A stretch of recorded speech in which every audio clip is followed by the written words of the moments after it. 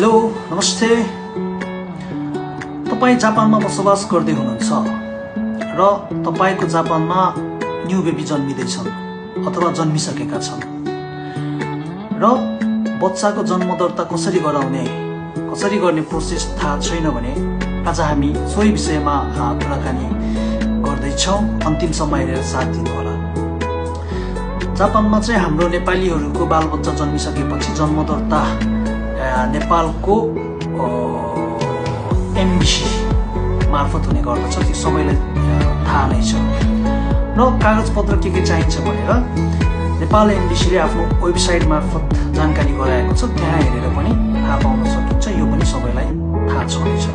तर सबैजना अड्किने भनेको एउटा पेपरमा जापानको परराष्ट्र मन्त्रालयबाट लगाउनु पर्ने छाप कसरी प्राप्त गर्ने त नि त्यो छाप भनेर सबैजना अड्किएको हामीले पाएका छौँ। र त्यो छाप लगाउन पनि त्यति साह्रै गाह्रो छैन। हामी जापानको परराष्ट्र मन्त्रालयमा आफै गएर पनि छाप लगाउन सकिन्छ र हुलाक मार्फत पनि त्यो काम गर्न सकिन्छ।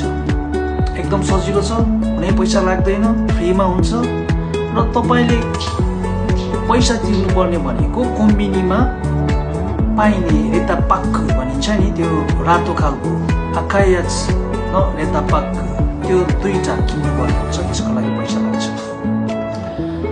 र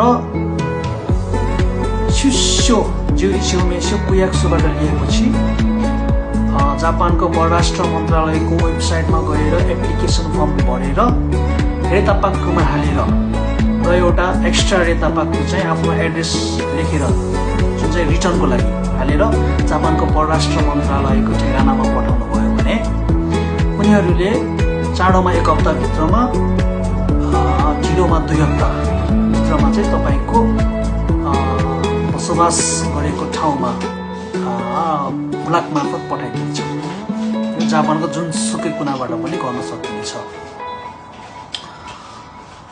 र यसमा चाहिँ ध्यान दिनुपर्ने कुरा भनेको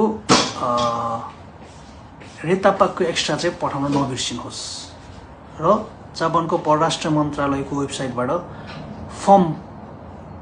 एप्लिकेसन फर्म भर्न पनि नबिर्सिनुहोस्। एकदम सजिलो छ। नाम, ठेगाना, फोन नम्बर र त्यो जुरिस्योमेस्यो कहिले प्राप्त गरेको भनेर डेट मात्रै लेखे हुन्छ।